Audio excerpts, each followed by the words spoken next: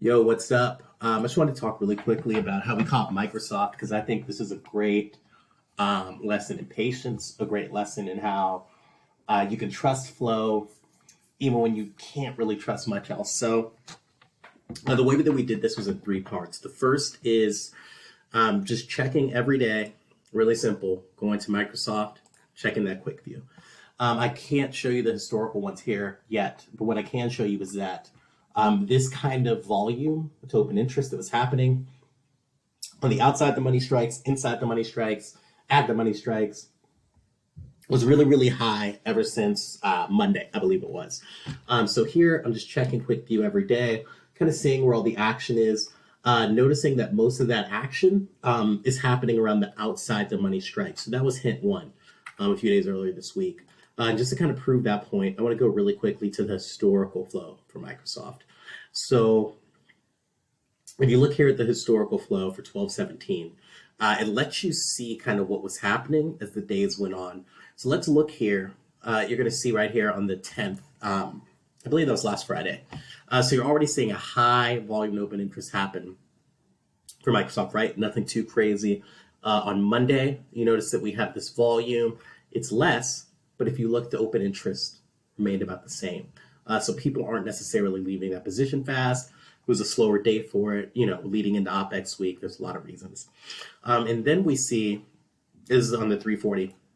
And then we see on the 340, we see the volume pick back up yesterday. And then we see it pick up today too, while Microsoft was down. Now let's look at some of the closer in the money strikes for historical as well. We've got let's go with the 330 to start.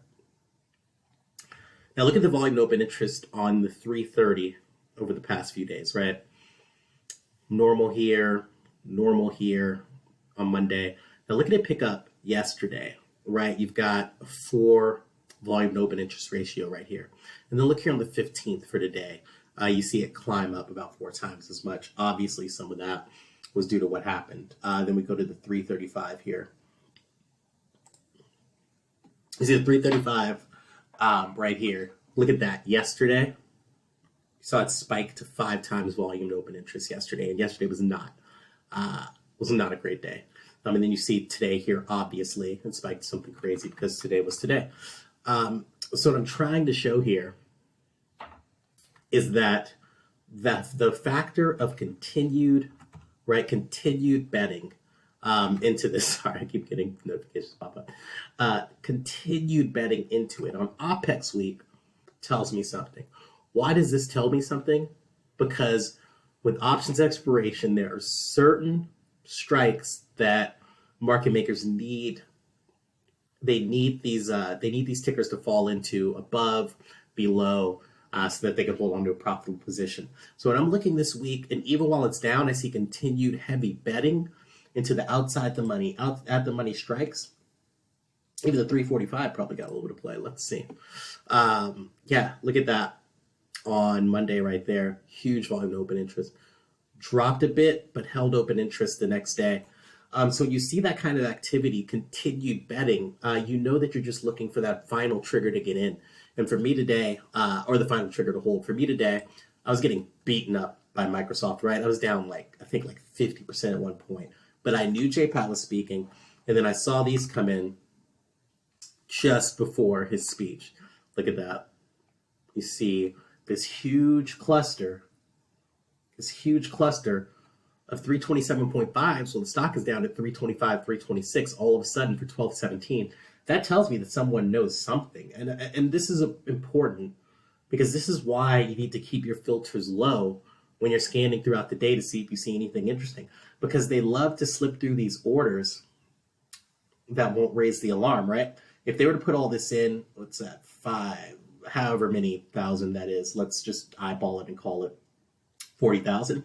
That kind of order might draw some attention, 40, 50,000.